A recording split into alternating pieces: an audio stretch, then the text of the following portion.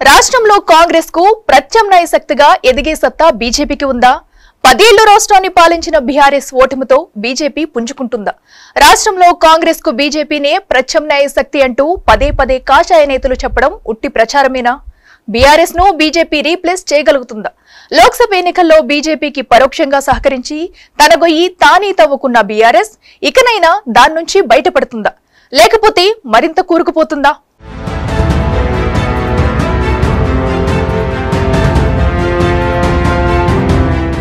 లోక్సభ ఫలితాలతో రాష్ట్రంలో ప్రత్యామ్నాయ శక్తిగా మారిపోయామనే భ్రమలతో కనిపిస్తున్నారు బీజేపీ నేతలు.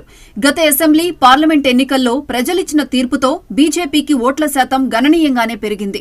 పెరిగిన తమ బలాన్ని నిలబెట్టుకుంటూ రాబోయే 5 ఏళ్ల కాలానికి పక్కా ప్రణాళికలతో మరింత బలపడే ప్రయత్నం చేస్తే తప్ప బీజేపీ కల రాష్ట్రంలో నెరవేరే అవకాశం లేదన్న అభిప్రాయం వ్యక్తమవుతోంది. ఇప్పటికే దేశంలో బీజేపీ ప్రభావం తగ్గుతున్న పరిస్థితులు కనిపిస్తున్నాయి. అంతేకాదు వచ్చే 5 ఏళ్ల కాలంలో రాజకీయ పరిణామాలు ఏ విధంగా ఉంటాయో తెలియని నేపథ్యంలో రాష్ట్ర బీజేపీ నేతలు వాపును చూసి బల్పు అనుకుంటే మాత్రం పప్పులో కాలేసినట్టే అంటున్నారు.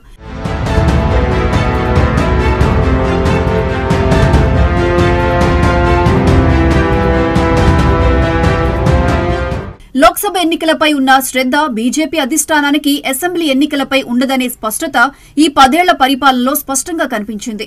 ఇప్పుడు అదే ధోరణిలో జాతీయ నాయకత్వం ముందుకు వెళ్తే మాత్రం తెలంగాణలో బీజేపీ బలపడటం అసాధ్యమనే అభిప్రాయాలు వ్యక్తమవుతున్నాయి. ఎందుకంటే ప్రస్తుతం దేశంలో బీజేపీకి సొంత మెజారిటీతో ప్రభుత్వాన్ని ఏర్పాటు చేయలేదు. దాని ప్రభావం ఖచ్చితంగా తెలంగాణపై పడే అవకాశాలు ఎక్కువగా ఉంటాయనే టాక్ వినిపిస్తోంది. కూటమి పార్టీల సహకారంతో సర్కార్ ఏర్పాటు చేసిన బీజేపీకి అది బలమా బలహీనత అనేది కొన్నాళ్లు గడిస్తే తేలిపోతుందన్న అభిప్రాయం ఇండి కూటమి సభ్యులతో పాటు మేధావుల్లో వ్యక్తమవుతోంది.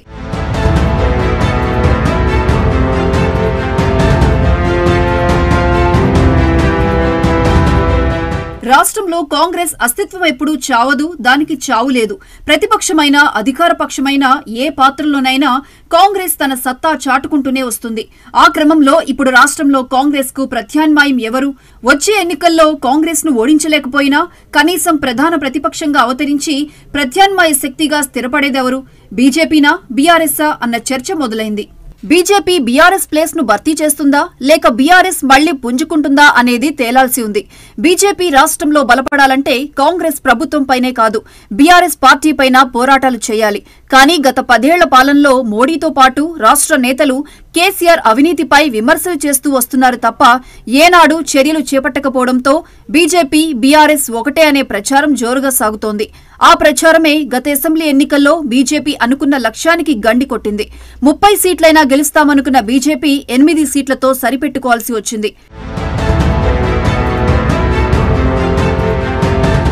మరోవైపు లోక్సభ ఎన్నికల్లో బీజేపీ 8 సీట్లు దక్కించుకుని బలం పెంచుకున్నప్పటికీ విమర్శలు తప్పడం లేదు.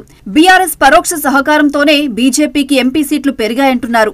కాంగ్రెస్ ను కట్టడి చేయడానికి బీఆర్ఎస్ తన ఓటు బ్యాంకును డబ్బులు పంచి మరీ బీజేపీ వైపు మళ్లించిందన్న టాక్ ఉంది. దానికి తగ్గట్లే బీఆర్ఎస్ డిపాజిట్లు కోల్పోయిన స్థానాలను బీజేపీ దక్కించుకుంది. దాంతో బీఆర్ఎస్ బీజేపీ బీ టీం అన్న ప్రచారానికి మరింత ఊతం చేకూరుతోంది.